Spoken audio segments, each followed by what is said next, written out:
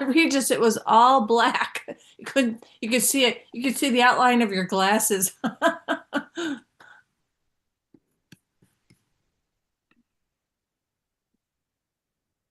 All right, you are live on YouTube. I'm going to turn the mic over to the wall and go tend to getting you up on the radio.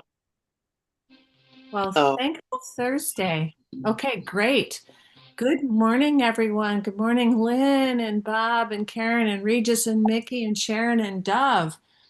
Today we have a great lesson, lesson 289. The past is over. It can touch me not.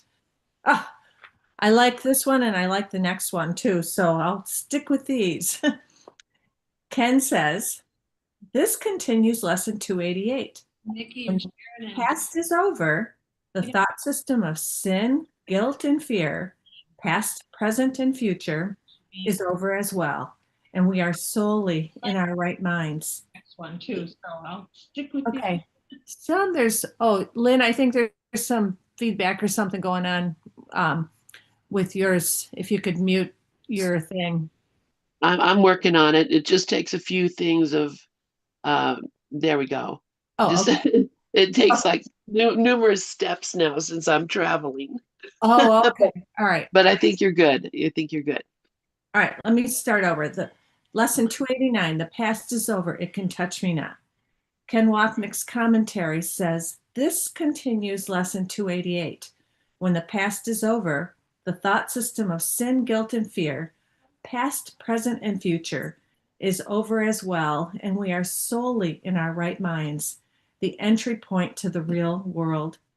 The passing of the ego's world of time and space is this lesson's message. Paragraph 1, line 1. Unless the past is over in my mind, the real world must escape my sight. I have repeated that line many, many times.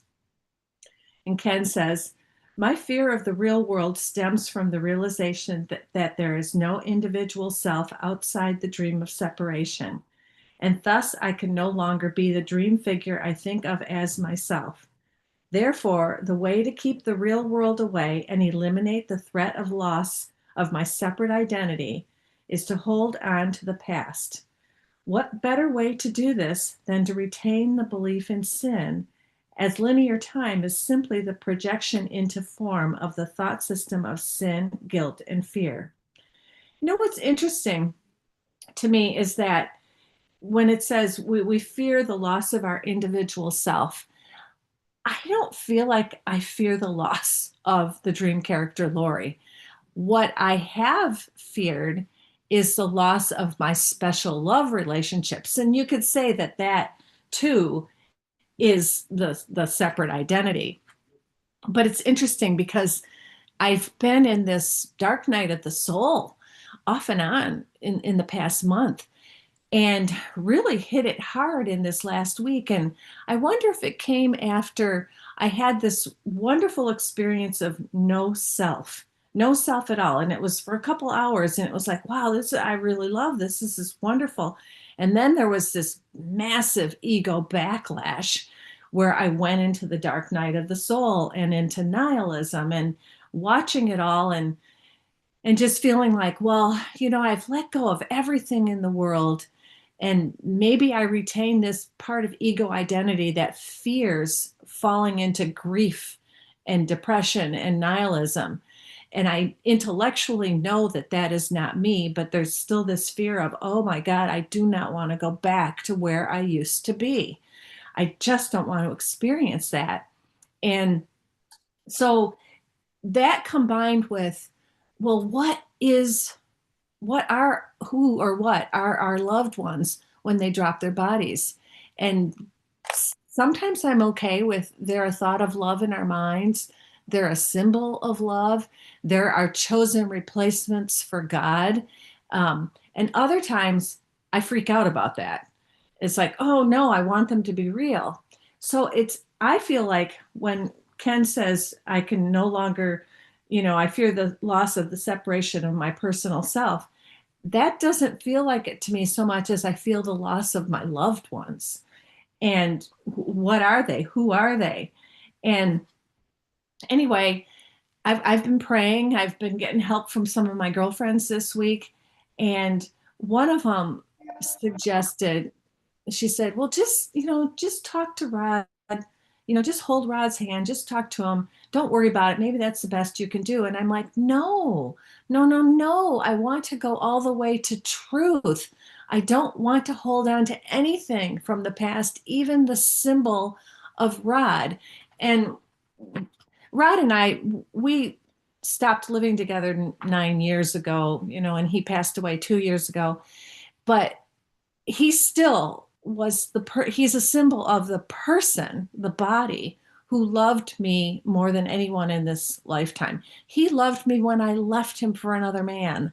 He loved me no matter what I did. It was just, it was, he just was this wonderful, wonderful symbol of unconditional love.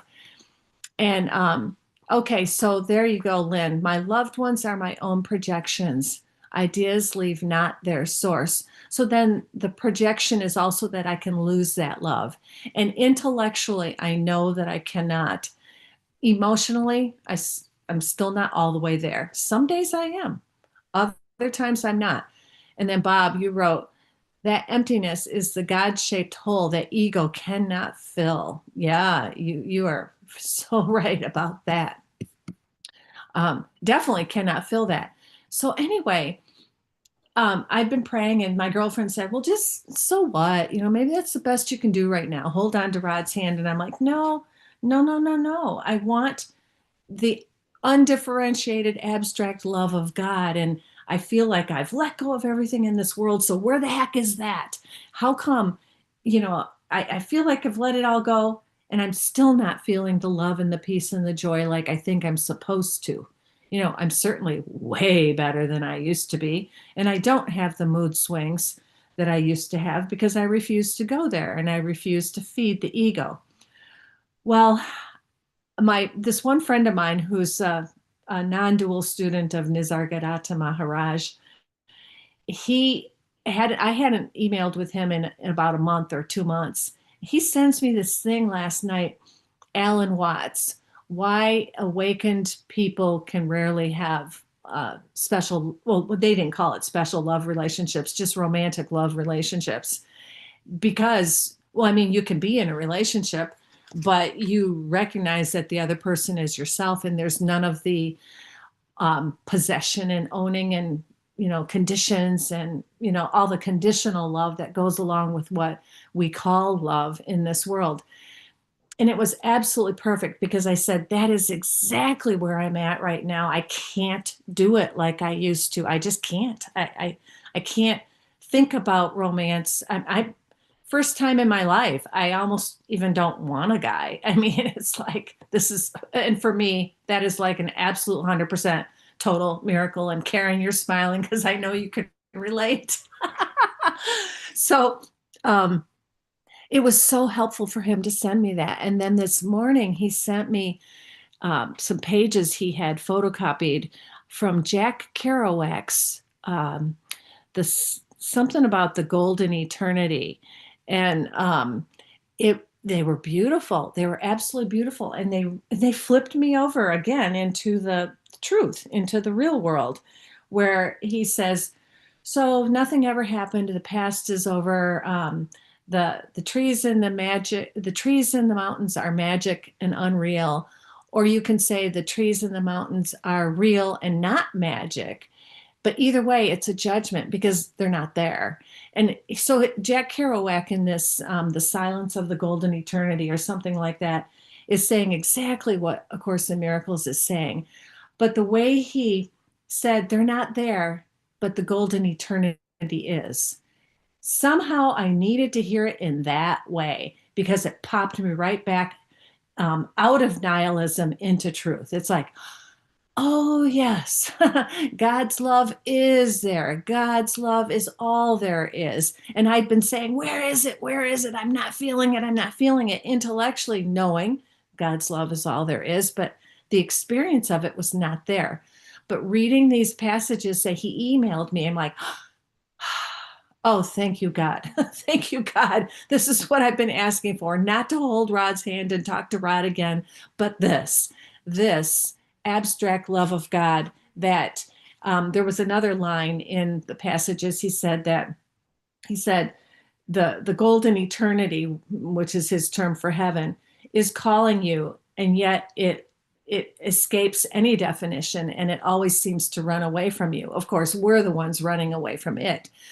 But it's like that, yes, that's what I've been feeling. It's like, I know that this is where we are all supposed to be, in the abstract truth of God's love that has no object. And Rod used to say that all the time. And I used to be so mad at him. I would want to hook him into our relationship. And he'd say, love has no object. I'm like, you can't love another woman the way you love me. And he'd just go, love has no object. And he had this incredibly strong sense of truth and God and where he was going. And I still don't like the way he chose to exit, but that's that's none of my business anyway. So then, Mickey, you're writing on the board. I can totally relate. I go in and out of wanting a special relationship, mostly out these days, but occasionally I dip back in when I see a couple being lovey-dovey. Yeah, I can do that too, but it only lasts for a second anymore. And I'm going, yeah, nah, that's not what I want. Because I've been there. I've had enough of those. And then, Dove, you put this little cartoon up here. I'm trying to read it. Okay. Never lose today's happiness by thinking about yesterday's pain. That's cute. Yeah. So, yes, the past is over. It can touch me not. And that's how I have related many, many times when I catch myself thinking about the past. And I used to ruminate about my past relationships 24/7, all the time. And finally, I said, I'm not doing that. So every time I would catch myself, I'm going, nope, past doesn't exist, not going there, not feeding it, come back to the present moment. And I finally got there where it's like, I don't do that anymore. And every once in a while, I catch myself thinking about this guy, that guy, comparing the relationships. Stop. Don't waste your breath. Don't waste your thoughts. So the past is over. It can touch me not. Hallelujah. Okay. I'm going to turn this over to you, Sharon. Good morning, everyone. Hi, Laurie. You know, I think that every one of us in the process, as we go deeper, we probably do. We fall like short in some of our, special relationships, wanting them still because we believe on some level that we're still the ego. At some point, you can't. I have to say that yesterday, I notice that I don't, when I'm teaching kids, I see them as people, but I teach them with love. But I have gotten more loving, and my life, like yesterday, was so like in harmony with the universe. There was absolutely nothing. The kids, they were absolutely amazing. So my mind was still, because the stillness is here.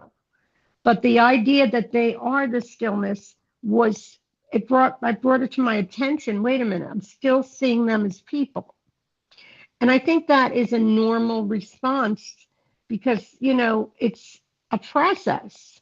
And I'm not, going to say that I don't have a fear of disappearing, because I think if I didn't, I still wouldn't have more work to do, right? Because that is what we are. We are fearful of disappearing. Like, Ken Wapnick is very clear not to rush this process. Who is the one that wants to not have specialness? Only the ego. Only the ego. Who is the part of us that thinks, I don't want a special relation, a loving relationship, or I want a loving relationship? It's all ego. The truth of the light has absolutely no opinion.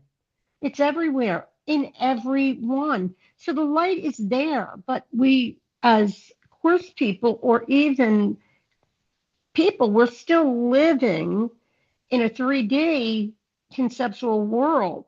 And we are rising in consciousness out of that world, but it's a complete process. So, you know, I don't find the judging going on very much, except loving things. That's what's been going on. But at the same time, I did notice, and I wanted that, you know, and I'm quite sure Spirit brought that to my attention. You're still like putting your attention on the unchangeable is what needs to be done. And, you know, I was in a meditation today where it was a vibration sound. I like the sound things to listen to because you can feel it in your cells, you know, but then you can feel everything in your cells, right? But it just enlivens the cells because the whole point is to get your heart and head coherent.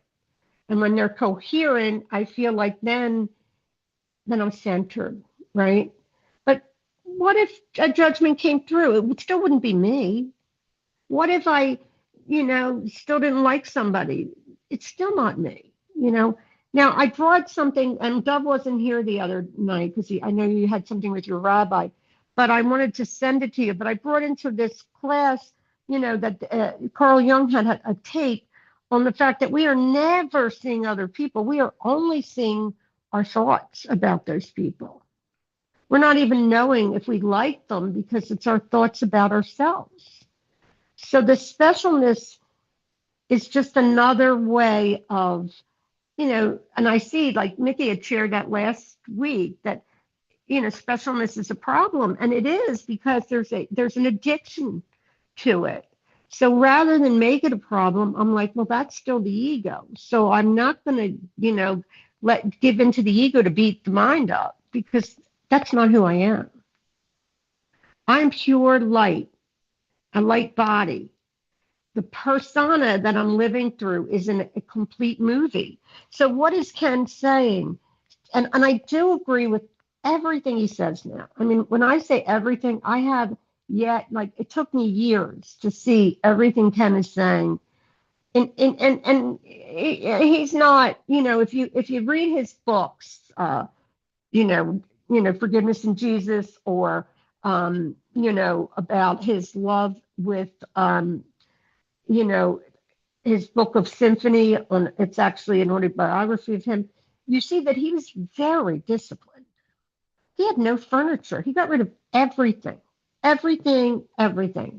because he had one bed. You know, when I first opened the course, I bought Journey Without Distance because I had to know what this course was really saying. And in that book, it really tells you basically that there's nothing out there at all, but it's just thought. So we are projecting, and everything is our own projection. And it's a projection of me. And that's where the problem always came in for me, because I couldn't give it up that I was still a victim. And that happens too. But I don't know that we love being a victim as much as it is a habit, you know? And the love isn't love because it's a whole different vibration. The vibration of the ego is it's a lower vibration, and there is no way that I feel like I'm in the flow. And yesterday I just had, and this is looking at the past, by the way, because yesterday was gone. So this morning I was talking on the phone while I was walking my dog, and I realized we always talk in the past when we call somebody because we bring them up in our mind. We're not seeing them, we're seeing our thoughts about them. And it's so interesting. So he says, you know, unless the past is over in my mind, the real world must escape my sight. The real world is nothingness. It is just presence. There's nothing else here. The object consciousness is just a block to love's awareness. And little by little, it's falling away for all of us.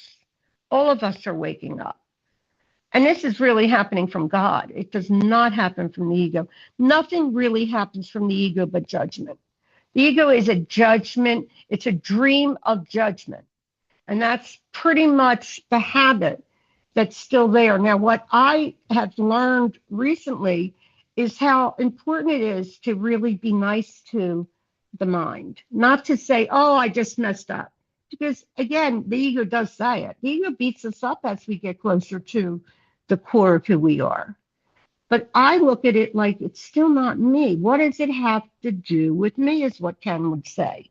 So my real fear of the world stems from the realization There is no individual self outside the dream of separation, and thus I can no longer be the dream figure I think of as myself.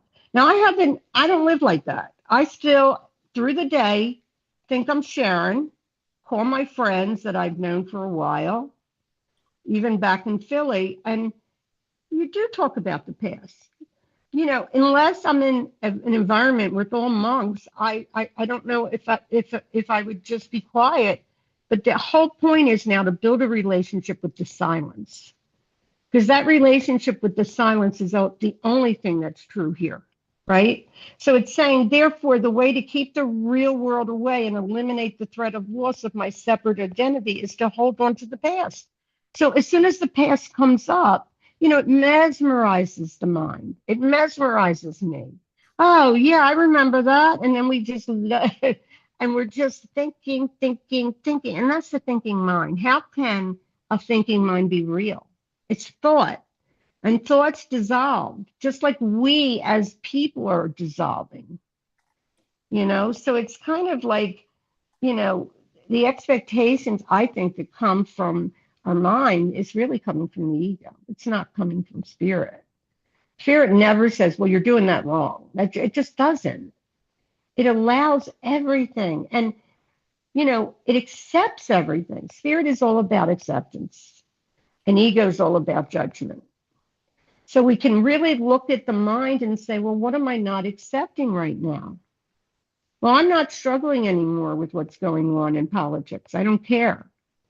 I mean, I got to a point where if I would sit down, I still have an ego, so I would still care about all the people that are going to lose their benefits and all this other stuff, but it stops. It dissolves as soon as I'm in the light, which is here. It just dissolves. What I had seen in my mind is how much I wanted to be a nice person. And there are no nice people because we are in a hateful mind. The only part of us that's ever been nice has been the right mind.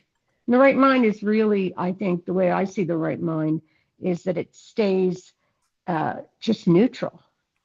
It doesn't have an opinion of who's right and who's wrong. Now, I mean, there are times that, I will get involved. My husband loves the Unity Church here. It's in Penn State. They have it in Altoona. And he loves being involved with groups. And he's not in the Course in Miracles. He's more of a 12-step person or being.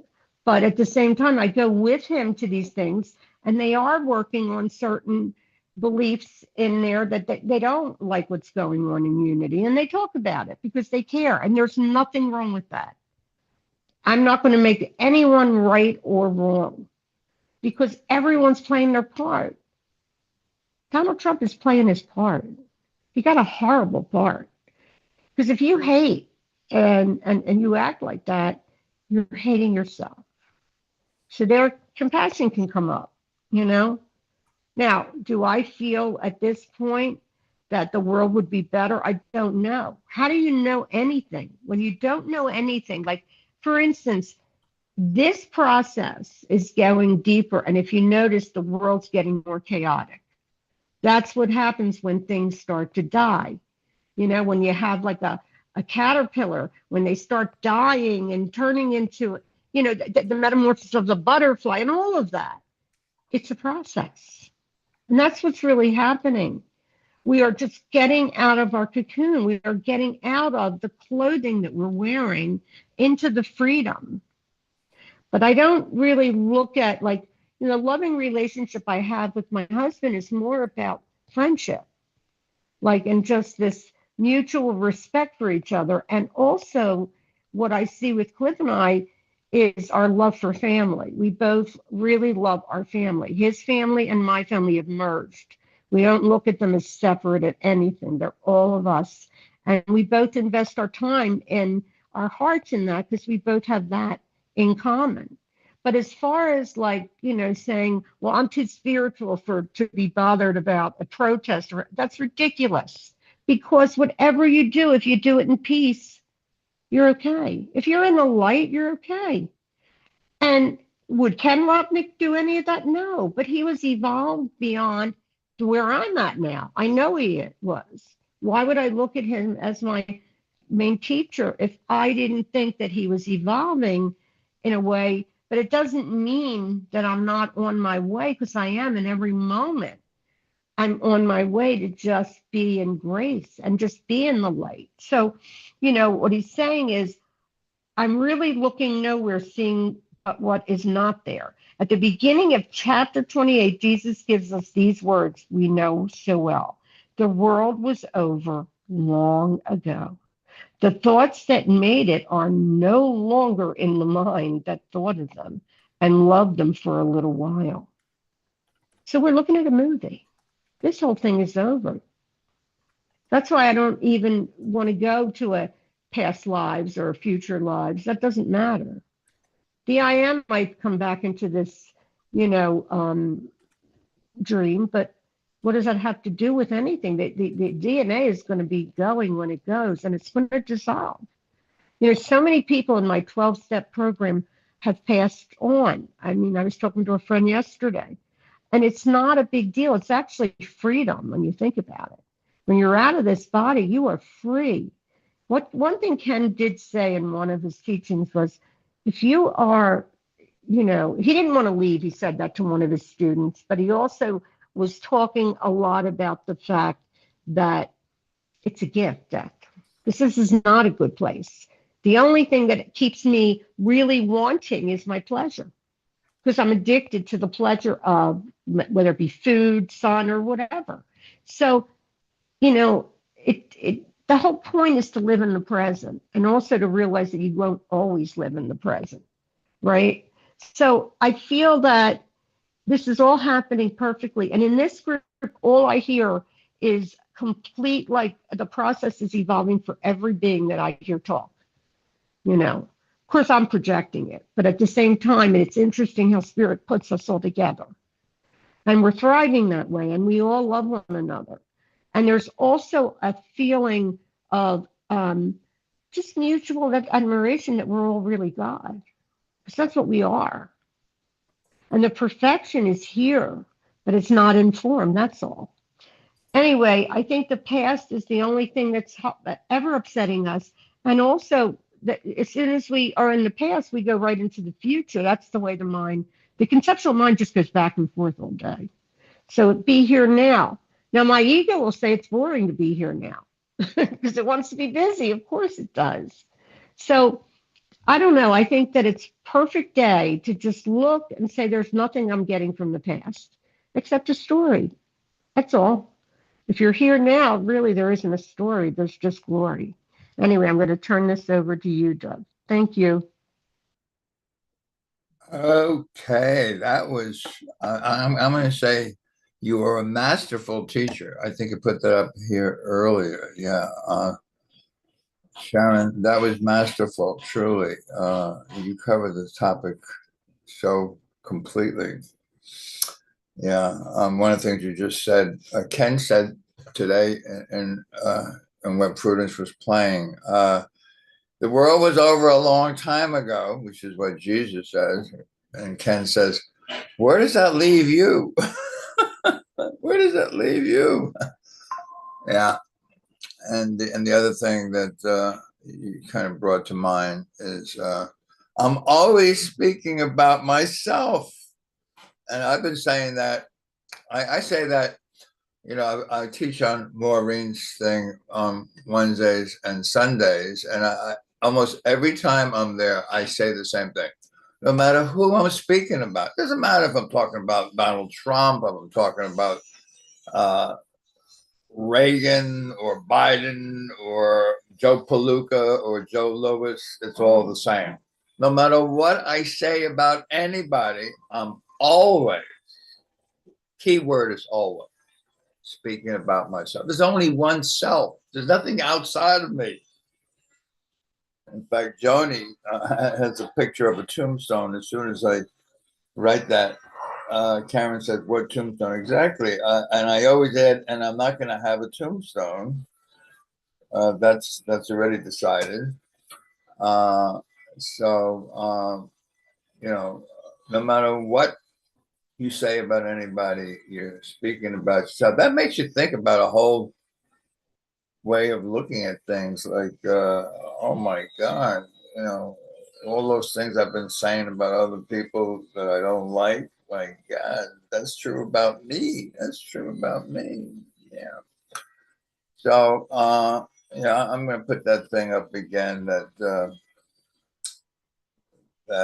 little cartoon, which I just found this morning on Pinterest. I don't know. I go there every now and then. And Pinterest says, what does it say? It says, never lose today's happiness by thinking about yesterday's pain.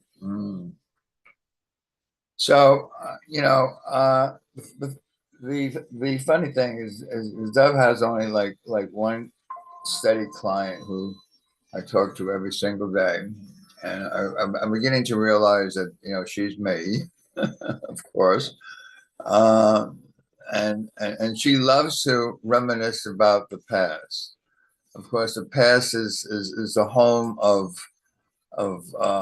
all kinds of, well, it was the home of some joys, which is why she likes it. You know, when she went out into the country and they had this cottage, and she was one with nature, and there was no one out there to bother and disturb her, and that kind of makes her keep going back into the past. Now, the ego is the past. You know, you talk about the ego. The ego is not a thing. The ego is the idea of time, past and future. So I'm free of the past is saying I am in the eternal now, and that's the only place you can find heaven is now. It's the eternal now. That's what now is. Endless now is eternity.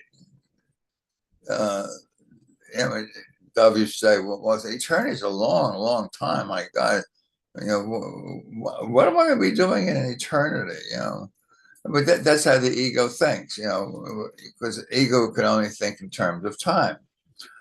So, you know, Jesus is very clear. Time reminds me of that song, Time. Someone here could tell me what group that was. Time is the vast illusion. So, you know, you talk about the world as, you know, there is no world. You know, if there's no world, there must be an illusion. And what do you mean by an illusion? Well, you know, time and space is the same illusion. He tells you that.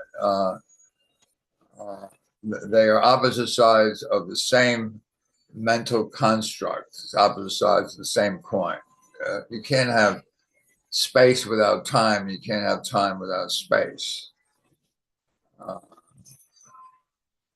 Einstein kind of flattened all that out. As you reduce mass to zero, all there is energy, infinite energy. Oh my goodness. We're going far afield. Yeah, it's like love and marriage. Ego says, you know, love and marriage go together like a horse and carriage. Sorry, Charlie, not the love of God.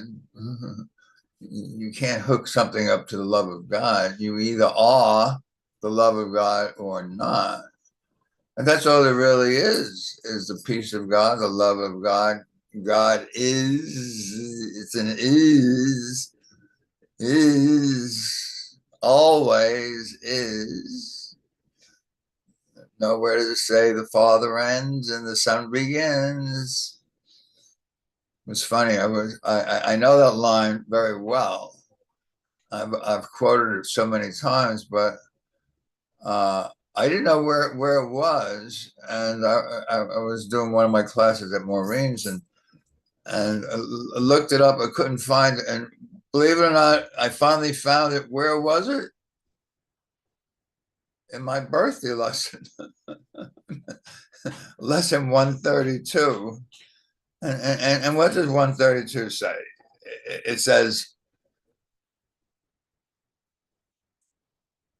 what does 132 say? It says, I loose the world from all that I thought it was because there is no world.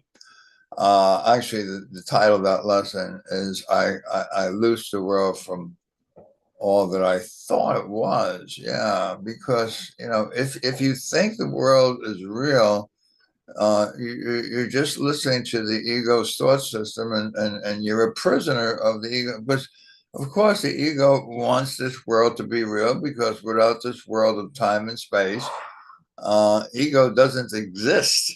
And the ego, say, hey, don't say I don't exist. I'll show you. I'll show you. Yeah, I'll show you. So all that stuff of I'll show you comes down to our belief. And you know how I feel about belief. My belief in lies has cost me a lifetime of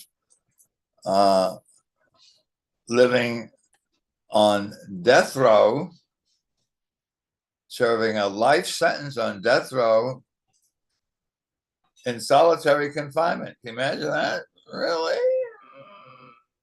Can you imagine serving a life sentence on death row in solitary confinement? That doesn't sound so hot, but that's what we do here, and we call it, oh, that's life.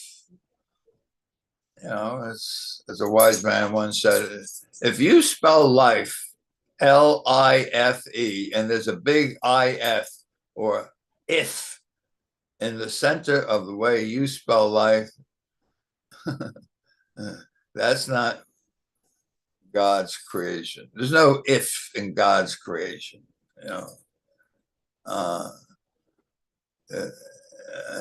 He said he would use the word l'chaim. Some of you know what l'chaim is. Happiness to life, happiness to life. So there's a chai in the center of the way you pronounce life, l'chaim. You're talking about happiness, and that's pretty much what that Pinterest cartoon was all about.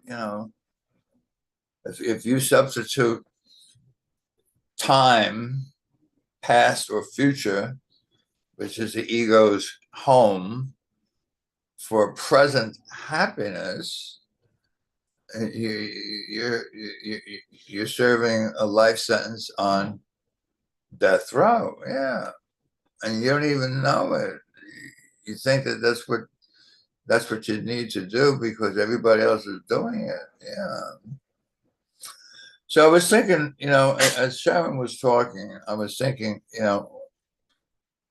can you imagine if I never found the Course in Miracles? Can you imagine that? I would never be in my right mind, ever. I would be in the mind that says, oh man, I got another 5 years to live. Always measuring. The moment you do the course, especially my leap year birthday lesson, which is 133, I will not value what's valueless. What's valuable belongs to me. And you might say, what? What is it that belongs to me? Well, anything that has to do with numbers, quantities, is valueless, has no value to you. The qualitative creation that is quality, not quantity. There's no quantities in heaven. Heaven it's a oneness. So I'm going to put on the board that line from lesson 132. What he creates is not apart from him, and nowhere does it say the Father ends and the Son begins as something separate from him. Yeah, lesson 132. I loosed the world from all that I thought it was. In paragraph 6, it says, there is no world, exclamation point. This is the central theme this course teaches. So I never found this course, well, why talk about theories? If. There you go again, Dove, if. If this is the center of what you call life, you're a prisoner, baby. But I did find, and I found all you guys too. Can you imagine we all found each other easily? There's no accident we're all here at ACIM. Gather. We gather together to ask the Lord's blessing. He hastens and chastens. I apologize for I was told that I can't sing. In elementary school, we had a music teacher that came about once a week, and she put people in groups. That's separation. There was Group A. They were the singers because they could keep a tune. Then there was Group B. They could chime in every now and then. And then there was Group C. And you know what Group C was. Listeners, you don't sing at all. I was in Group C. It was, she said, you can't hold a tune, baby. You're in Group C. You're a listener. There was a guy, I can't think of the film critic's name, Lyons. Someone here probably knows something Lyons. His brother ran a school in New York City, which for people who were Group C listeners who were told that they were out of tune, they couldn't keep the tune. And I took his class. I think it was like a 4-week class, something like that. And at the end of class, graduation was you invited friends to come listen to you sing. First you did a solo, and then you did a duet. My solo was Sunrise, Sunset from Fiddler. I had invited both my ex-wife and the woman I was living with, and they both came. They got along fabulously. So singing Sunrise, Sunset was really a wonderful thing to talk about, my children growing up. And then I did a duet. And the duet I did was singing in the rain. What a lovely thing to do. So I graduated that, and I don't mind singing at all anymore. You got to laugh. You really got to laugh. And that's probably my bottom line. It's also Ken Wapnick's bottom line. Take nothing in this world seriously. The moment you take something seriously, you're the ego. Only the ego takes things seriously. As you begin to lighten up, and Jesus tells you this, in your gentle laughter, and he's not talking about laughing at somebody or something. You're laughing because you're not taking it seriously anymore. You got to laugh. And with that, I love you all. Karen, go ahead. Thank you, Dov. Thank you, Lori. Thank you, Sharon. What a great conversation. Just to piggyback first off of what Dov was sharing, like the first thing that came to my mind when you mentioned your teacher putting the kids in 3 categories. I don't know, what grade were you in? You remember? 3rd, 4th. Wow. I thought, wow, like this is when kids are developing self-esteem and everything like that. And the Holy Spirit as the teacher would see everyone singing the same. Everyone singing would be beautiful, and it would be perfect. It wouldn't be, oh, well, you sing, you got to be in this category, you're in this category, you're just a listener, you can't hold a tune. I mean, what today that could be considered almost like child abuse. I mean, that's really just horrible, I think, for a child to be taught that way. But I was the same thing that happened to me in Catholic school, very similar teaching. So I can totally relate to that. And then you shared about lesson 132. There is no world apart from what you wish.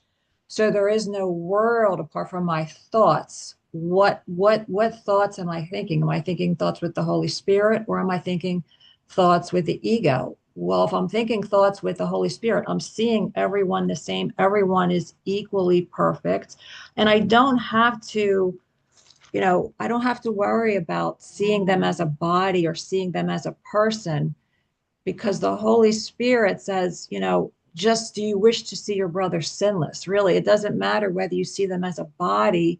Do you really wish to see them sinless? And that is seeing them as perfect, whole, and complete, regardless of the form, because the form doesn't matter. So I love what everyone shared. And what Sharon shared too is very important, when she said, be nice to the mind, because when I am judging myself, I notice it now, I see it. Before I didn't care because it was normal and I was used to it. And a lot of it stemmed from my childhood, Dove. A lot of it stemmed from Catholic school and what the nuns told me about myself. I literally believed that I was unworthy, growing up. It really sticks to a child. So undoing that thought system of unworthiness. And Sharon also mentioned Be Here Now by Ram Dass. And I was listening to Ram Dass recently, and he was talking about taking care of when his father was, he had Alzheimer's, and his father was, totally not the same person that he used to be. And Ram Dass said, taking care of my father was my spiritual practice for remembering God, because he could be in the present moment with his father, but his siblings had a very hard time. They were holding on to who their father used to be. And Ram Dass said they couldn't be with him now. They couldn't be with him now because they were still holding on to who he was. And he wasn't that person anymore. So it was a great spiritual practice. And this can be a spiritual practice for everyone in every moment. The person does not have to have Alzheimer's for that to happen. But I thought that was so beautiful what Ram Dass shared. He said, be here now, exactly what Sharon said. And today's lesson, I love today's lesson. But, yesterday's lesson and tomorrow's lesson, like these three lessons go together so perfectly. So yesterday's lesson, let me forget my brother's past today. And in this lesson, he says, I cannot come to you without my brother. And the holographic nature of this chorus reminds me of in the Song of Prayer, where he says, I cannot go without you because you are part of me. So I cannot go to heaven without you. I cannot go to God without you because you are part of me. So let me forget my brother's past today. The past is over. It can touch me not. And if I'm still holding on to my brother's past, I'm holding us both in prison, because I'm, like Dove said, I'm always talking to myself because I have not forgiven myself. How can I forgive my brother when I haven't forgiven myself? My present happiness is all I see. It's only right here, right now. And this is, for me, it's just a moment-to-moment practice. What Sharon was sharing and what Ram Dass was sharing, is holding on to who I used to be.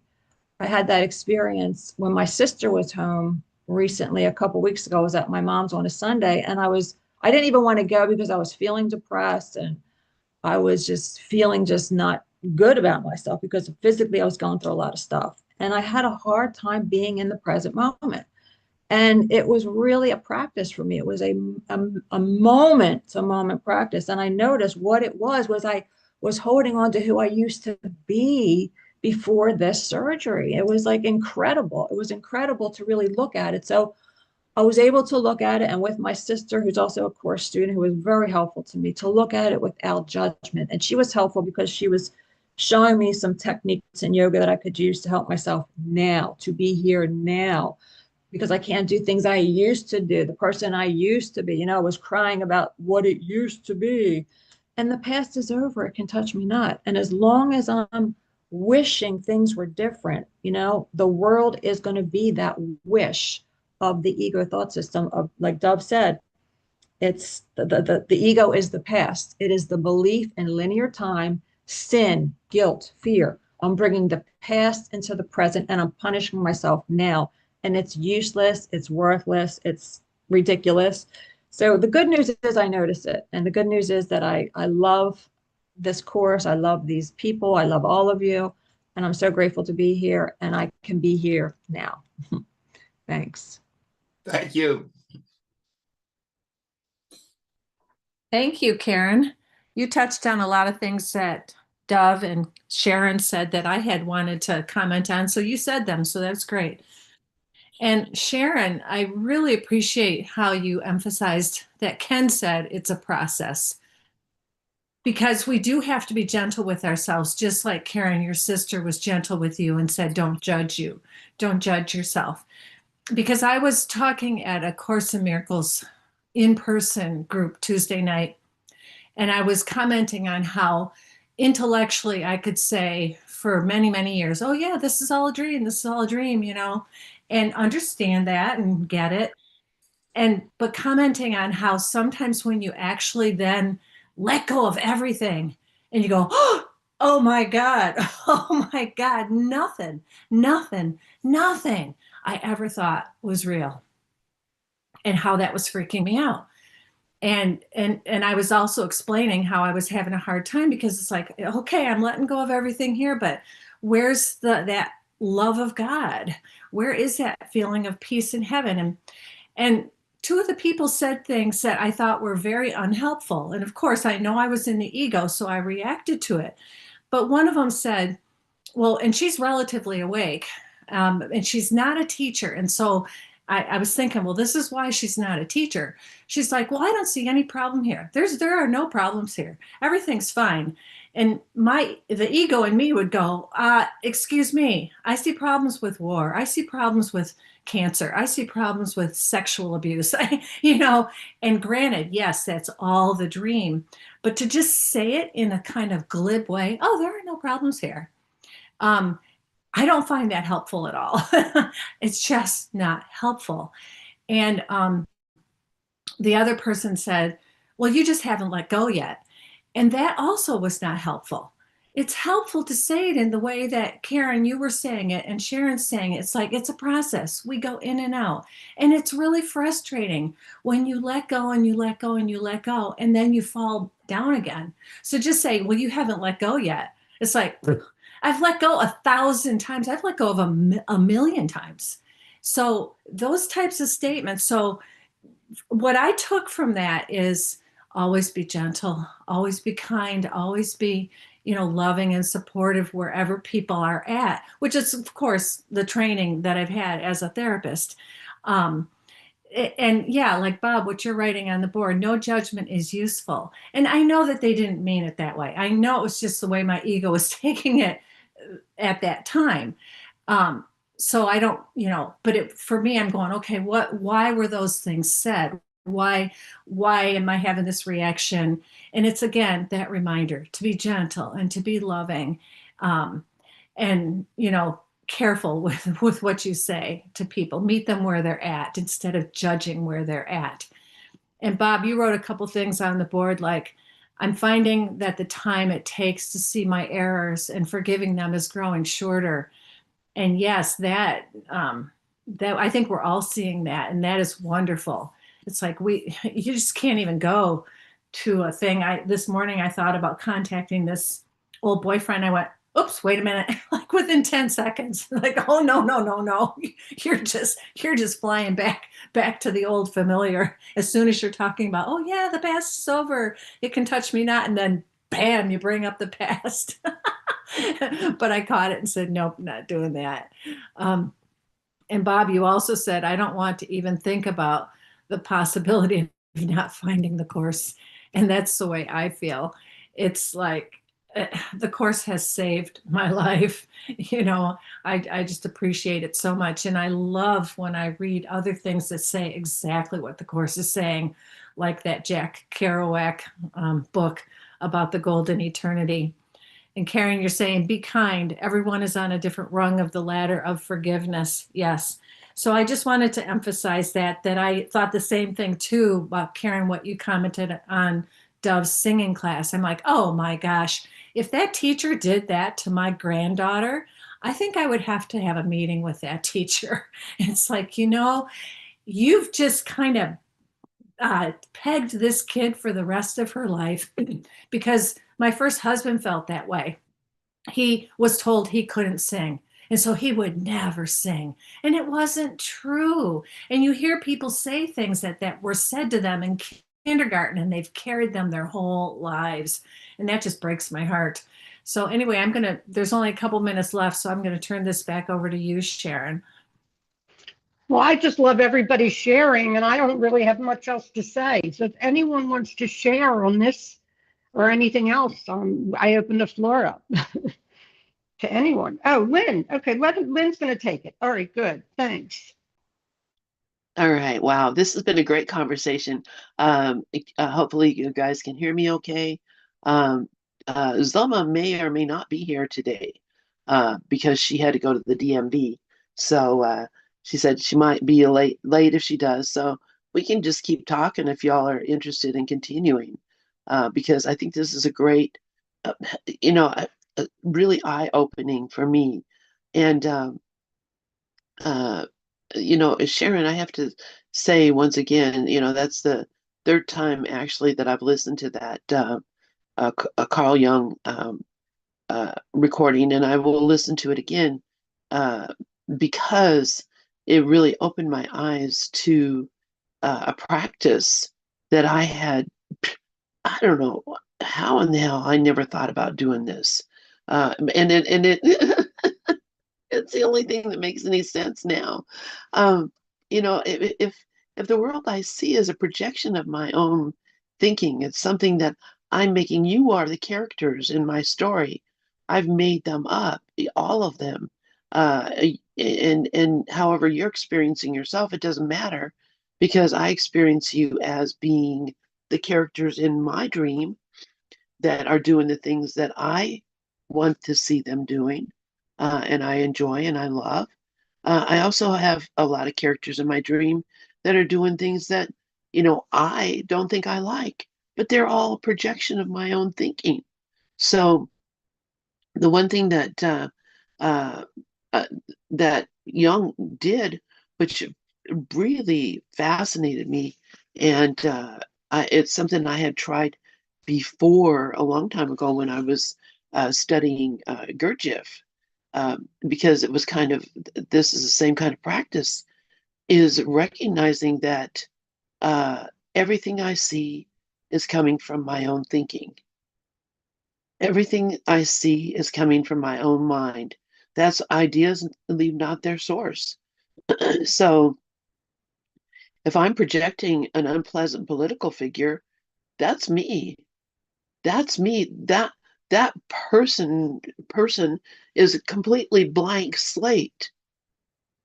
When we say innocent, it means that they have there's nothing, there's no blemishes. Everyone is a complete blank slate. And that complete blank slate is only reflecting back to me my thinking about it. That's why my brother's innocent. That's why, I'm glad that you brought up yesterday's lesson because that's another one of those ones that I have really attached myself to because I see how useful it is.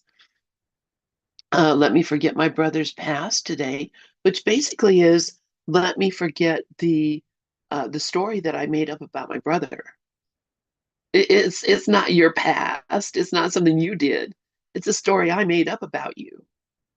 And that story I made up about you, I made it up because it's a actual projection of a guilt that I don't even recognize. It's our internal guilt. It's our belief in guilt that actually makes us project this world. And so everything I look at, I look at a person and think, oh well, they definitely talk too much and don't think about what other people are thinking about, or they want to rule the world and make everyone march to their orders, or that's me. I'm accusing myself of these things. I'm accusing myself of these things. I'm seeing them in myself. I am rejecting them in myself, and I'm projecting them out onto somebody else. And that somebody else is completely innocent being, blank slate being. And the only color I'm seeing when I look at them is the color I'm projecting. It's what I'm making up. And so what the practice that Jung did was that he didn't accept any of his thoughts. He didn't accept any thoughts, and this must have been very difficult. And I'm sure that it took a great amount of practice and concentration to hold and be in that state. Um, but I also see how even the attempt to hold and be in that state, first off, the ego is going to be kicking and screaming because, hey, don't be looking at me. Don't be looking at me. But when I just force that out of my picture and say, no, if I'm seeing someone on my screen that is doing something that pisses me off, it's an internal guilt that I am not even aware of. So where is that? Where am I doing that? How am I doing that? And letting myself off the hook, recognizing that I'm not doing any of it. These are the this is how the ego keeps you in line, is by making sure that you feel or believe yourself to be inadequate, small, and unable to do anything.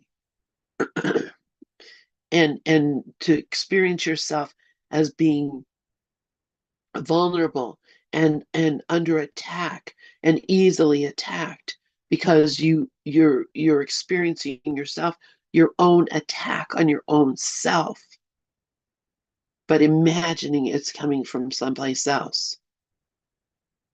So it's a whole thing.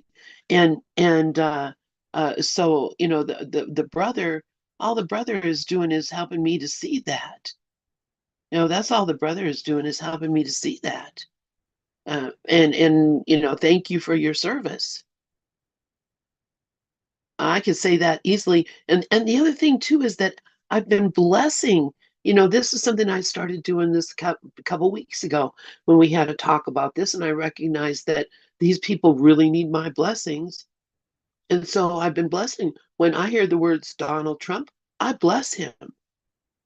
Seriously, because that's instead of cursing, I'm not gonna curse anymore, because I recognize I'm cursing myself. And when I bless another, I'm blessing myself. So those are some things, and it's really been interesting staying over here at my son's house, because I actually spend a lot of time alone because they are all sleeping. My grandsons go to bed at like 4 o'clock in the morning, so they sleep all day long and wake up in the evening and are awake in the evening. That's why I'm tired in the morning, because I'm up till like 1 o'clock in the morning with these guys. But I have to go to bed. I can't stay up that long.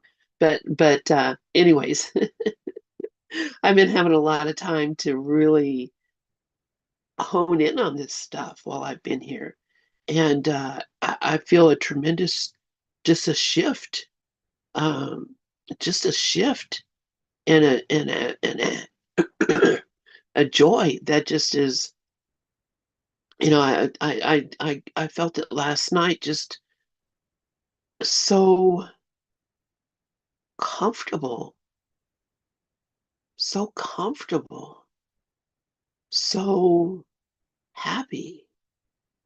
And that's, for me to feel comfortable is, it is a miracle. Anyway, Sharon, yeah, I see you have your hand up. Please go ahead. I don't have anything to say except that if Zoom is not going to come in, Dove wasn't there the other night, and neither was Lori, and I don't believe that Rick was there or Paz. If you wanted to play Carl Jung's thing, because I wanted Dove to hear it anyway.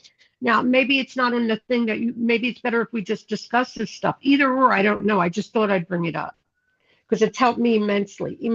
Because he does what he's doing is a whole course, and whatever time that takes, that's exactly what that tape has done for me, Lynn. It's brought me to realize that I'm seeing nothing but me. Even though the course says it over and over, and Dove says it over and over, the actual having that and listening to it over and over, just because the mind learns by repetition, and we're not teaching a person, we're teaching the mind. There is no person. We're not even angry at a person ever. We're angry at the wrong mind. So it's up to you. And, I just thought I'd bring it up. That's all. Yeah, that's a really good idea, Sharon. And I see Karen has her hand up, and I would really love to hear what she has to say. And we could do that. I thought about that earlier as well. But that is kind of it's an hour long, basically. I think it's an hour long. Anyway, we could do that as well. But the other thing that I was thinking this morning is listening to our conversation from this point of view of, what is it really happening here? And I see how we slip between the right mind and the wrong mind all the time. We say, there is no world. I know there is no world. It's all a projection of my own thinking. And I'm worried about what's going to happen to my kids. And I'm worried about the war. And I'm worried about what's going to happen to the weather. But there is no world. And it's all a projection of my own thinking. We just like flipping back and forth between levels. And I think that's the biggest difficulty that I have is this, level confusion that comes about because of my fearful thoughts. It's always fearful thoughts that bring me into that other level where I'm looking at the world as if it's going to have, that there's a consequence or something's going to happen. So, that's the other thing is, to maintain ourselves in that state of just knowing without flipping into the state of fear again. Anyway, Karen, please go ahead. Wow, that was so great, Lynn. Everything you shared was so amazing. Starting with what you said about today's lesson, let me forget my brother's past today because it's not my brother's past. I'm forgiving myself for my projections onto my brother. And this is what this whole secret of salvation is. This is all about forgiveness. All these lessons are about forgiveness. All these lessons are bringing us back to ourself. We're healing our mind through forgiveness. And the secret of salvation is that I'm doing this to myself. I'm doing this to myself. And a couple of things came up for me in the course when you were talking. One, let me see if I can find it. I think it's in, oh God, I don't know if I can even find it now, but it was, one of them's definitely dream roles that Dove talks about a lot, where, we put our brothers there. We assign him that role to play so we can learn the lesson that we came to learn. It's in 29, but I can't find it right now. But the other thing that you shared, what came up for me is the release from guilt, which is in chapter 13. He says that In any union with a brother in which you seek to lay your guilt upon him or, excuse me, share it with him or perceive his own, you will feel guilty. Nor will you find satisfaction and peace with him because your union with him is not real. You will see guilt in that relationship because you put it there. You put it there. So everything is a reflection of my thoughts. The world I see is a reflection of my thoughts. My brother is a reflection of my thoughts. I put you there so I could take a look at myself and see what needs to be forgiven in me. And when I can look at my brother and not get triggered and see my brother as a perfect son of God, then I know my mind is healed because there's nothing there that's triggering me anymore because I know that it's not coming from my brother, it's coming from myself. So not yesterday, but the day before, I took my granddaughter to a dentist appointment, and just like my daughter, she's always late, and I was worried that we might, she might miss the appointment or they might make her wait a long, long time.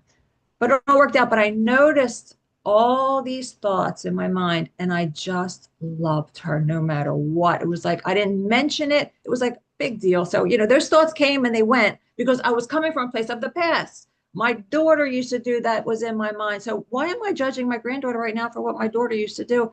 Accept the moment now. And it was beautiful. We had a beautiful, beautiful day.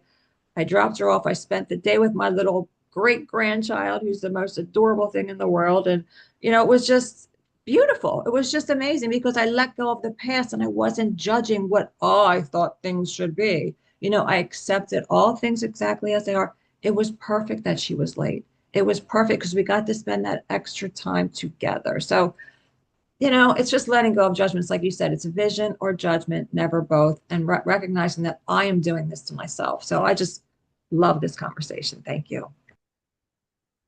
Yeah, thank you so much, Karen, for that too.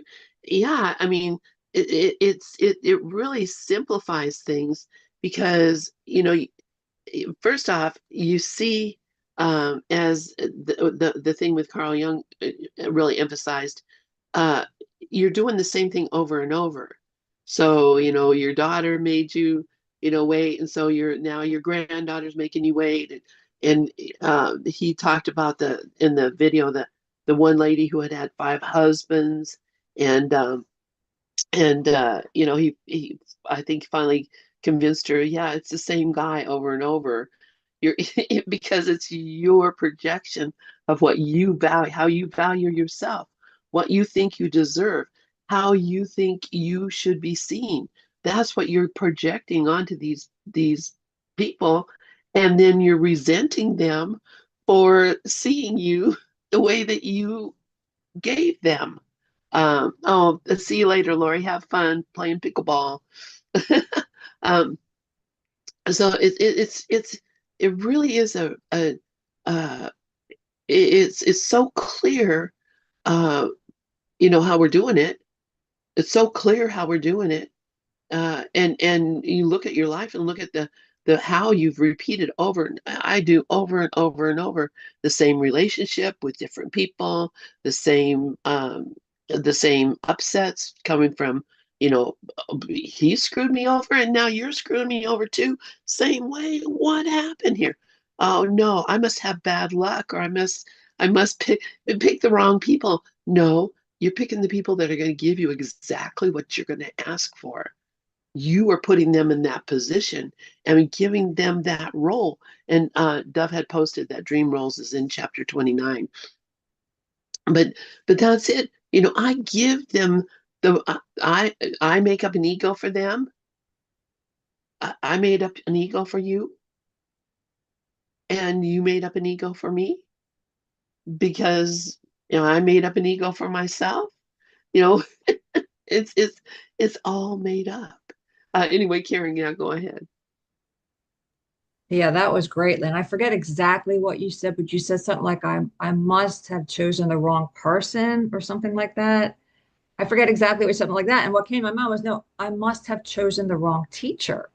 I must have chosen the wrong teacher. I must have decided wrongly because I am not at peace. And that's what it comes down to. So with my daughter, same thing. I was thinking about the lady with the 5 husbands and patterns, these patterns that we see, that we have, that we keep getting upset about. And what Robert shared, that he gets less and there's less and less time between the gap has shrunk. I don't stay as upset longer, or I notice it. I don't react to it. It comes and it goes. We don't serve them tea like we used to. They're there and they're always going to be there, but they don't have to, we don't have to believe them. And what came up for me, and by the way, my granddaughter was a great teacher for me, because that was a trial that came up again to be healed, to see that every moment is perfect and there is no time, so there is no late. There is no late. Okay. Like, so, oh my gosh, you're in my mind, your appointment's at 12 o'clock and it's 5 after 12. Oh, like the mind goes crazy, and there is no time. It's perfect. So that was a relief for me. But the other thing that came to me, what is your brother for? You do not know, because your function is obscure to you. Do not ascribe a role to him that you imagine would bring happiness to you. And do not try to hurt him when he fails to take the part you assigned to him in what you dream your life was meant to be. So that's it. It's like, so it's funny when you think about it, but it's great. It's brilliant because we're recognizing this, we're seeing it, and we're healing it. So I'm just so grateful for it. Thanks. Yeah, thank you, Karen. Yeah, and I see Sharon had her hand up. I don't know if you still want to share, No, but no, I had it. I didn't realize it, and I took it down. okay. I love what Um, Karen shared. I love everybody's share. yeah, yeah. It just is. It is so funny though, isn't it, Karen? And we see it. It's just like, uh, when it comes, it's just like so clear. Uh, and what's happened now is I can't run back into that where I had been before. I can't go back into where I had been before. I can't go to accusing and being paranoid and worrying about time, worrying. Yeah, there is no time, there is no late. If there is a late, I'm the one who made it up, and I'm the one who's taking the consequences of it. I'm the one that's thinking, oh, so they're going to reject me because I'm late. They're going to tell me I can't come in because they're going to make me reschedule. I have all I'm the one who's projecting that. I realize that I'm the one who's projecting that. So now, uh, when I think, okay, there's going to be a difficulty because of this, that, or the other thing, I recognize I'm the one who's making that difficulty up. And I'm not doing that. This is going to go smooth. It's going to be perfect. They're going to be grateful I came in. We're going to have a great conversation. They're going to uh, give me extra stuff. I mean, they're going to love everything about me because I'm not coming in with any defense. I'm not coming in with any fearful thought about what you're going to do and what you're going to say. And it works. It's not. I don't even know. It works because we're the ones making it up.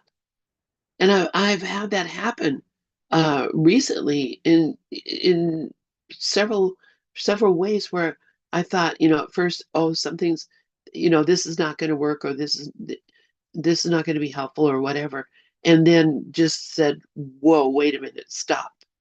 Why would I be already cursing?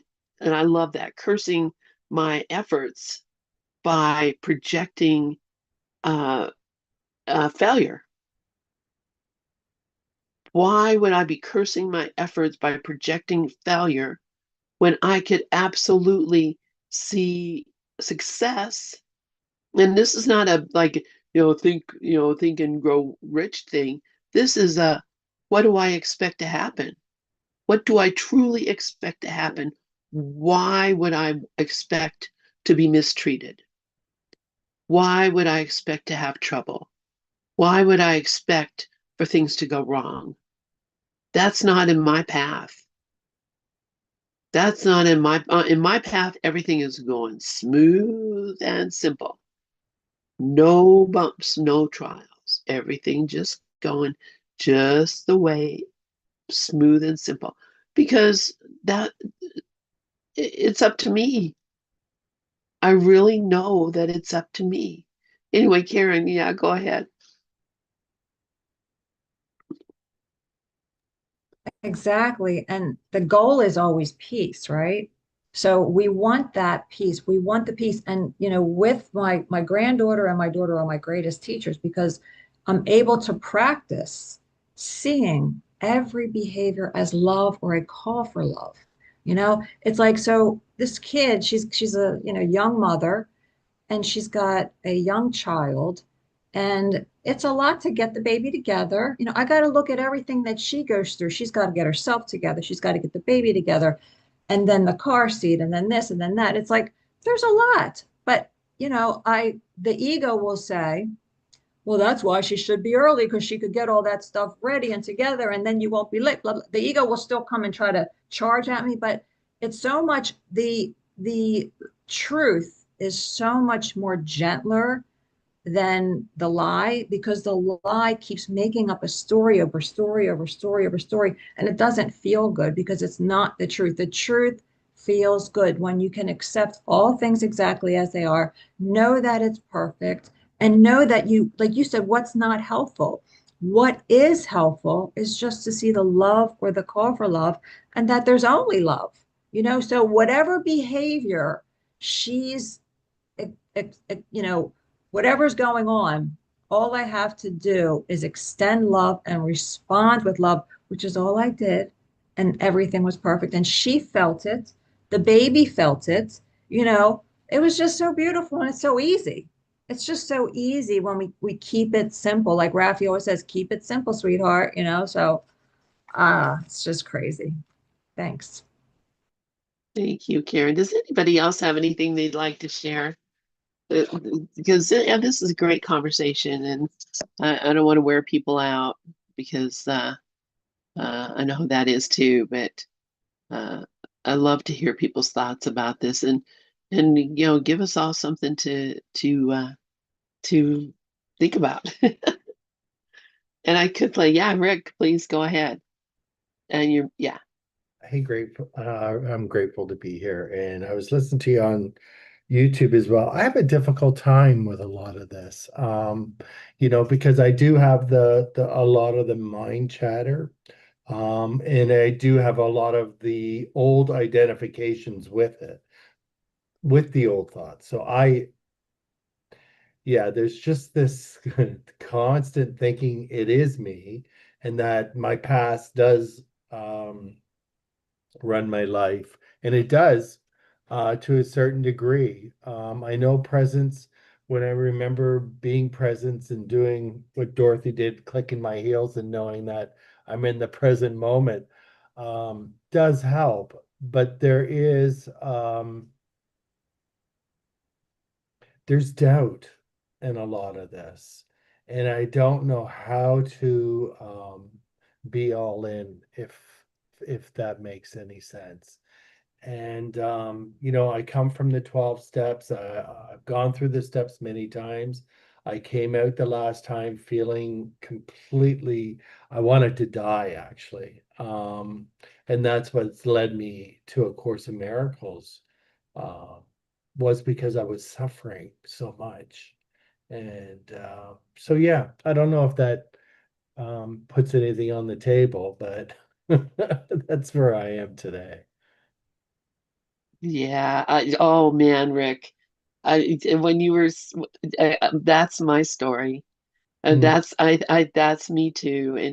And you don't know how, but as you practice, you will find success. And when you'll find your feelings will change, your thoughts will change, the way you see things will change. And it's persistence, I think, you know, to just come to a place where you can have real true discernment about what is going on a more consistent basis. But it has to be something that you practice, practice. And I know that just, it would be great if you could just instantly, oh, cool, it's all gone, and I'm not even thinking that anymore. But I think that might be kind of a mental illness to if you suddenly was like no longer burdened by the thoughts of the monkey mind. I would think something went wrong. But when I can see how gradually things have fallen off over the years of just practicing, and doing all different kind of practices. Let me try this, let me try that, and all the different things that you do, because you think there's got to be a way, there's got to be a key, there's got to be something that's gonna just Yeah. take me off from this thinking, and there is, but it's not something that happens right away. It is something that takes time and effort, and you do begin to see more, and I'm sure you have begun to see more and more release and release and release and release, um, uh, because once you start on this path, there's no turning back. You may take a few little meanders here and there, but there's no turning back. You're once begun, it's all done. That's that's the way I see it. So, Karen, yeah, go ahead. And Mickey had just mentioned that thing is only 26 minutes, so I might play it here in a minute. So, but go ahead, please, Karen. Well, first, I wanted to thank Rick for his sharing, and that was being very vulnerable to share that. And, having that identification with the body is so, it's not easy to just let it go. Like you said, you don't know how to be all in. Well, the Course reminds us in chapter 2 that, denying the body is an unworthy form of denial. So we don't have to worry too much about that. It's like, and we don't have to worry about being all in. This is a process, and it's a gentle process. So, we just go along, and when something is difficult, we don't judge ourselves for what we're going through, because everything is perfect. Where you are right now is absolutely perfect. It's not like, I know for me, I still identify with the body big time. And did you mention something about suicide, that you thought about Yeah, suicide? well, yeah, I wanted to die. And it led me to therapy, and Mhm. I just felt like such a failure and a fuck up. Uh, Yeah. and yeah, so it was very difficult. I mean, that's huge. That's huge. I mean, so you were able to get past that. And now you're looking at what's going on. You're actually looking at these thoughts, you're sharing, you're being vulnerable, you're looking at them, and it's a process. So you give yourself some credit for where you are. I mean, that's amazing. My husband committed suicide, in 2010, and he couldn't stop those thoughts. So, like, I give you a lot of credit for being here now. It's not easy. And so I think it's letting go of the identification with the body is so difficult, but we're not asked to do that all at once. So being all in, I think, is the mistake we make when we want it all. It's only right here, and it's only right now, and it is a process. And we are not to deny our experiences here. We are not to deny anything that we experience here. We're learning to not judge ourselves for these thoughts, recognize they're not our real thoughts, and ask the Holy Spirit, help me see this differently. The biggest game. You just Yeah. hit it on the head. It's the judgment of myself Yeah. that I can't seem to let go, I guess.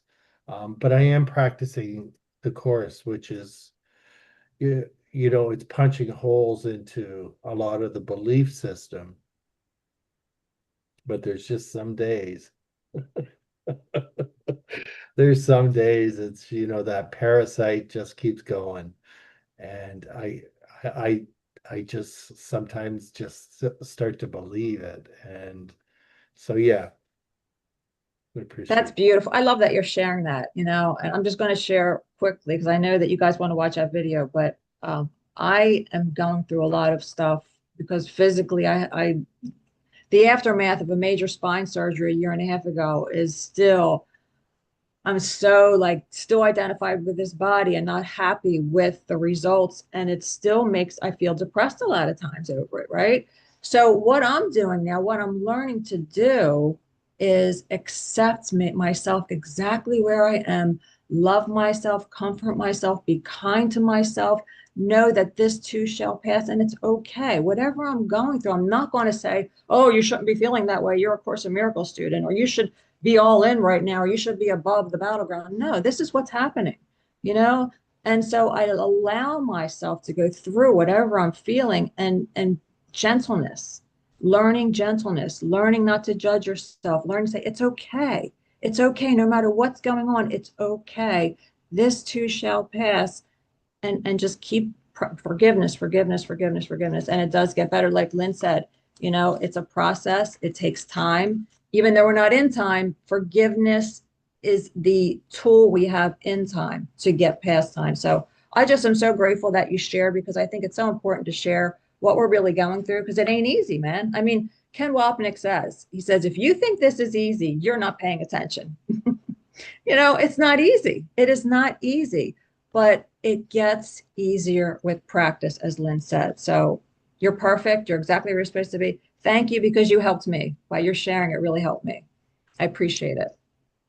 Yeah, thank you both. And honestly, I'm so grateful that you joined us, Rick. There's a lot of people that came here um, in a very, very bad state. But just coming here and being with us, and we're on almost every day, at least once a day, more than that. And we this community, I think, has been a huge part of my healing, because of just being able to share just like that, and to have open hearts and open minds, that are willing to listen and not judge, not diagnose, not try to fix you. There, I don't think basically recognizing that we're all good, and loving each other. That's been tremendous. When I first came here, I absolutely was suicidal. I was ready to die and I was gone today. You just look at me the wrong way or give me something, and I was going. So that's been a few years ago. So a lot has changed, and I'm just so grateful completely for this whole community, because not all the same characters, but many of them the same, and it's what a gift. Mickey, yes, please go ahead. Oop, trying to. Oh, there we go. I didn't, Yeah, I didn't want to just be a photo talking to Rick about because, and I think this is way more important than watching that video for right now. I wanted to stick with him because he was so um, brave and open to start this conversation about that. And um, I don't know if you were here last week on Thursday, but I did an hour-long talk about my journey through depression, and it was severe. And it was not connected, like sometimes we think it's a little more valid when people are depressed about something like Karen's problems, with pain and having, dealing with the physical realities that she's dealing with, and I know I would have a tendency to think, oh well, that's a little more valid than my unrelenting pit of hell for no reason depression, and we can sometimes even get depressed about that. We we start judging ourselves because we, like our reason for depression isn't as valid as somebody else's reason for depression. I mean, it just gets insidious. And the thing I like the most about Ken Wapnick's teachings about the Course is that he repeatedly tells us, stop judging your judgments. We think that because we're having judgments about something in our minds that we're failing the Course, or that we're failing ourselves, or we're failing on the spiritual path. That's just the ego. That is the nature of the ego. It is going to have judgments all day long, 24/7. That's its job.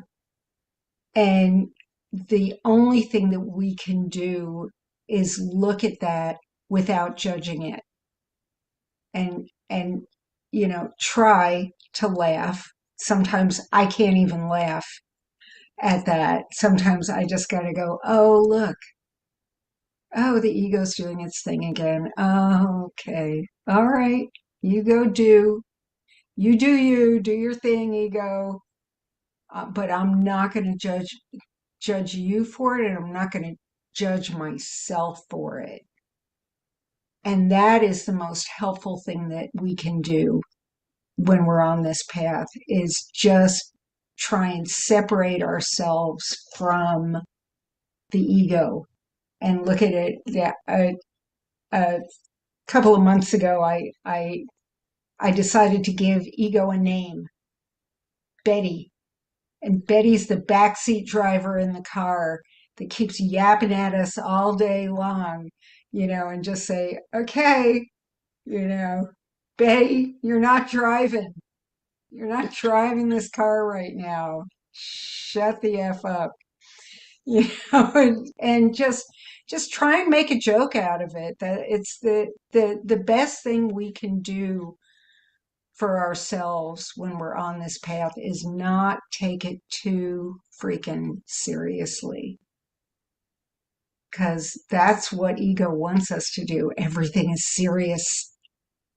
Everything's, life and death. Everything. I'm so happy you're here, and I'm so grateful that you started this conversation and opened up, and that's all I have to say. Thank you. Welcome. Glad you're here. Thank you, Mickey. Oh, I'm so glad you're here. It's like, oh my gosh, how did all these people end up here? This is so awesome. So I think I got that thing set up. I am going to play that Carl Jung thing, because we do have plenty of time, because you don't come until. I wanted to say one thing to Rick, because he said he's a 12-stepper. And I'm from the 12 steps, Rick, and I'm going to say something. You do those steps and follow the Course, you'll get to the same place, because the 12 steps actually is the same. It's really telling you to, get rid of your resentments. It's very deep, the 12 steps, but what it's not saying is we're not people, and it's not saying the world's not real. And I've learned from this that it takes years, but it doesn't mean that it's bad years. It's what Lynn and Mickey shared with you. It's fun when you don't take it seriously. And I just point out Ken Wapnick, because he'll continue, like on Gather every morning, they play Ken Wapnick. So helpful. So, I mean, everybody has this fear that you're going through or went through. And we're just like a real loving group. So we'd love to see you come and just keep, because it's a great process. When you have people that really understand, because I think that, when you it can drive you into depression in some ways, but that's not your depression. It's the ego is a very insane mechanism. And we have darkness, and our darkness brings up that. But then we personalize it like it's ours. Now, I've always done that. And let me say this, when I'm in fear, I do personalize it still, but I haven't been in fear for a while, and I don't know, because it could come up anytime. So it's just staying close. But practice, when they say practice, I listen to a lot of things. I do both. I read, but I listen a lot to the course. I listen to a lot because it's, you couldn't have been and pick up A Course in Miracles and want this if there's something that's alive in you and something not alive in you that wants to get it, be set free. So that's all. Thanks. This tape will help you too. Yeah. Well, and actually, I just was reminded, I keep forgetting that Karen and Dove are coming on in 20 minutes. So that we don't have time really to listen to. Well, we can listen to part of it. We could listen to part of it. And I've been hearing some really great stuff here lately. So definitely, unless someone else has something they'd like to share, we can do that. We'll listen to the first part of this, and then at 10:30 we'll stop and turn over to Karen and Dove. So let's do that. Also, because I need to take a quick break too. So I was lucky. I since I'm staying here at my son's house, I have to go into the house to use the restroom and such. But I found I can do that very quickly and actually make coffee and have coffee too. All right, here we go. Everything you think is happening to you. Okay. Oops. There we go. Here we go. Everything you think is happening to you is actually happening through you. Jung discovered the one truth that makes every other truth obvious. Your entire life is a projection of your psyche. Every person you meet, every situation you face, every problem you have, it's all you meeting yourself over and over again. Once you really understand this, not intellectually, but in your bones, every other psychological insight becomes unnecessary, because you'll have the master key that unlocks everything. Today I'm going to show you what Jung saw that changed psychology forever. And if you really get this, if it actually lands, you might never need another video about transformation, healing, or self-improvement again. Because you'll finally understand the game you've been playing without knowing you were playing it. Here's what Jung realized that shattered everything. You've never actually experienced objective reality. Not once, not ever. Every single moment of your life has been filtered through your psyche, through your complexes, your shadow, your projections, your unconscious patterns. You've been living in a psychological simulation of your own creation, thinking it was real. That person who betrayed you, that was your psyche showing you something about trust. That opportunity you missed, your psyche revealing something about readiness. That pattern that keeps repeating, your psyche trying to make something conscious. You haven't been living life. You've been living your psychology. And until you see this, really see it, you're trapped in an endless loop, fighting shadows on the wall, thinking they're real monsters. Jung called this the projection of the unconscious, but it's bigger than that term suggests. It's the fundamental structure of human experience, and once you understand it, everything changes. Not because your life changes, but because you finally see what your life actually is. Your life is a perfect mirror of your psyche, and you've been attacking the mirror thinking it was the problem. Jung discovered that everything, literally everything you experience, is a reflection of your internal state, but not in some mystical law of attraction way, in a precise psychological way that's actually mappable. Here's how it works. Your unconscious is constantly projecting itself onto the world. Every unintegrated part of your psyche gets projected outward and appears to come at you from outside. Your shadow shows up as the people who trigger you. Your anima or animus shows up as who you're attracted to. Your complexes show up as your recurring problems. You're not experiencing life. You're experiencing your own unconscious, externalized. Think about someone who really bothers you, not someone who's actually harmful, just someone whose personality makes you irrationally angry. That's not them you're seeing. That's your own rejected aspect. You hate in them what you've disowned in yourself. Now think about someone you're obsessed with, can't stop thinking about. That's not them either. That's your own unlived potential, your inner feminine or masculine, projected onto them like they're a movie screen. Every single experience is this. Jung proved this with thousands of patients. The woman who kept attracting narcissists, she was projecting her own disowned self-importance. The man who kept getting betrayed, he was projecting his own capacity for betrayal that he couldn't face. The person surrounded by chaos, they were projecting their own inner disorder. But here's where it gets profound. Once you see that it's all projection, you stop fighting the mirror. Think about how insane it would be to punch a mirror because you don't like your reflection. That's exactly what you've been doing your entire life.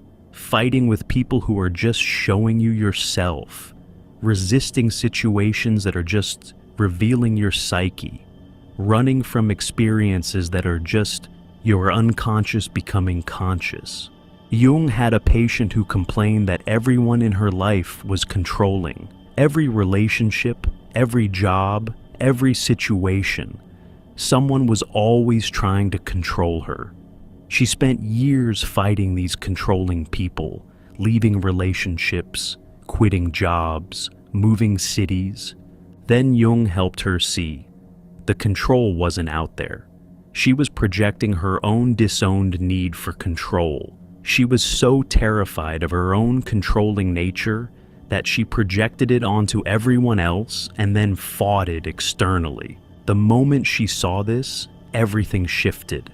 Not because the world changed, but because she stopped fighting her own projection. She took back the projection, owned her own controlling nature, and suddenly the controlling people either disappeared from her life or stopped seeming controlling. This is the first key insight. Your life problems are projection problems. You're not struggling with reality. You're struggling with your own unconscious material that appears as reality. Every difficult person is a difficult part of you. Every recurring situation is an unintegrated aspect of your psyche. Every pattern is a projection asking to be reclaimed. But here's what makes this the last video you need. Once you see everything as projection, you stop trying to fix life and start integrating your psyche. You stop fighting out there and start working in here. You stop being a victim of circumstances and start being a student of your own unconscious. The mirror principle changes everything because it reveals that you've been playing both sides of every conflict. You're the projector and the screen, the dreamer and the dream, the one who sees and what's being seen. You're not living a life. You're creating a life unconsciously, moment by moment, and then forgetting you created it. Jung discovered something that sounds like science fiction, but is psychological fact. Your unconscious is constantly creating your reality through projection, and then your ego experiences that reality as if it's happening to you. It's like being a filmmaker who makes a movie, develops amnesia, watches their own movie, and thinks it's real life. Here's the mechanism. Your psyche has certain patterns, complexes, unfinished business. These create what Jung called archetypal situations, basic templates of human experience.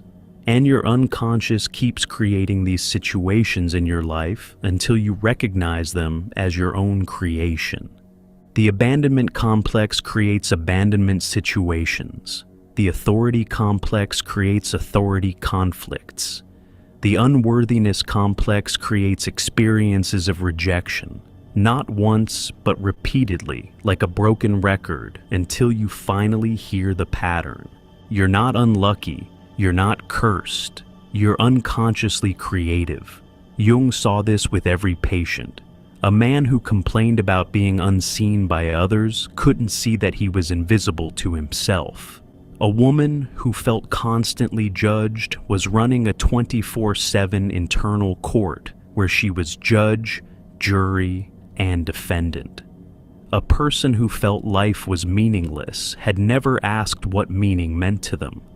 They were creating their reality from their unconscious assumptions, then experiencing that reality as objective fact.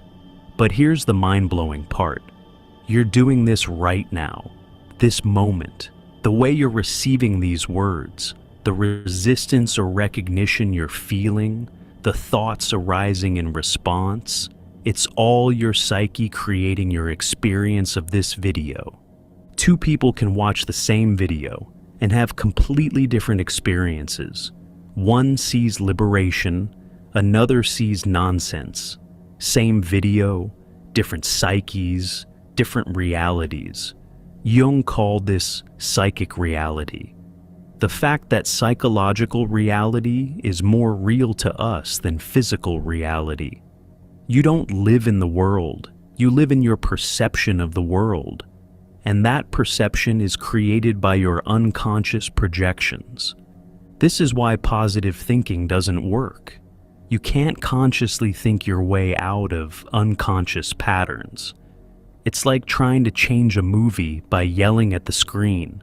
The projection is coming from deeper than thought. But when you realize you're the projectionist, when you see that you're creating what you're experiencing, everything changes. Not because you can suddenly control everything, but because you finally understand what's actually happening. You stop asking, why is this happening to me? And start asking, what part of my psyche is creating this? You stop being the victim of your movie and start being curious about why you're playing this particular film. Jung lived this way. When something difficult happened, he wouldn't just react. He'd ask, what is my unconscious showing me through this situation? When someone triggered him, he'd wonder, what part of me is this person representing? He treated his entire life as a communication from his unconscious to his conscious mind.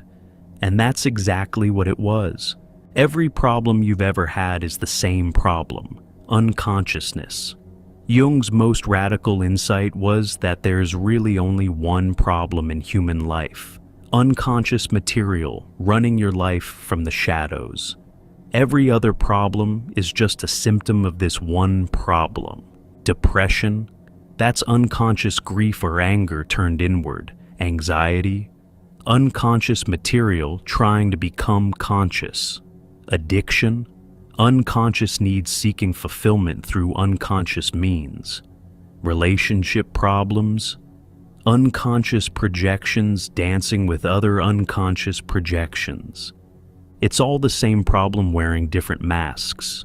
Think about your biggest current problem. Now realize that problem is not the problem. The problem is the unconscious pattern creating that problem. And that pattern will keep creating variations of that problem until you make it conscious. Jung had a patient who went through 5 marriages, all ending the same way.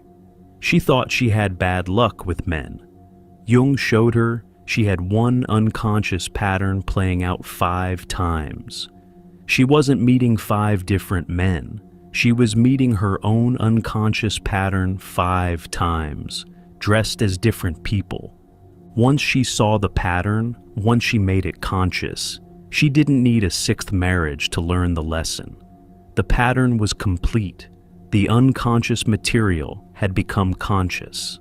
This is why Jung said, until you make the unconscious conscious, it will direct your life and you will call it fate. Every fate is just unconscious pattern. Every bad luck is unconscious repetition. Every That's just how life is unconscious acceptance of an unconscious pattern. But here's the liberating truth. Since all problems are really one problem, there's really only one solution: consciousness. Not positive consciousness, not enlightened consciousness. Just plain consciousness, seeing what is actually happening versus what appears to be happening. When you see that you're creating your abandonment experiences, the pattern loses power. When you recognize you're projecting your shadow onto others, the projection returns. When you realize you're living out an unconscious complex, the complex dissolves. Consciousness is the universal solvent. It dissolves every problem by revealing that the problem was never what you thought it was. Jung discovered this personally during his confrontation with the unconscious. He was flooded with disturbing visions, overwhelming emotions, psychological chaos. His ego wanted to fight it, fix it, make it stop. But then he realized the chaos wasn't the problem. His unconsciousness about the chaos was the problem. When he stopped fighting and started observing, when he brought consciousness to the unconscious material, the chaos transformed into insight. The visions that seemed like madness became the seeds of his psychology. The emotions that felt destructive became creative energy. The chaos that appeared meaningless revealed profound meaning. Nothing changed except his consciousness about what was happening, and that changed everything. This is the master key. Every problem is solved the same way, by seeing what you couldn't see before, by making conscious what was unconscious, by recognizing your projection as projection. You don't need different solutions for different problems. You need consciousness applied to unconsciousness. That's it. That's the entire game. Here's why this might be the last video you need. Once you understand projection, you stop seeking answers outside and start finding them inside. Every book you read, every video you watch, every teacher you follow, you're not actually learning from them. You're learning from your own projections onto them. You're finding in them what already exists in you, but needs external permission to emerge. Jung discovered this with transference. Patients would project their unconscious material onto him and then learn from him what was actually their own wisdom. He wasn't teaching them. He was serving as a screen for their projections until they could reclaim them. This video isn't teaching you anything. It's reflecting something you already know but haven't made conscious. These aren't my words or Jung's words. They're your words, projected onto us, waiting for you to recognize them as yours. Think about every breakthrough you've ever had. It didn't come from new information. It came from suddenly seeing what was always there. The answer didn't arrive. It was revealed. You didn't learn something new. You remembered something forgotten. This is because everything you need to know is already in your unconscious. Every answer, every insight, every solution, it's all there, waiting to become conscious. Jung proved this with his technique of active imagination.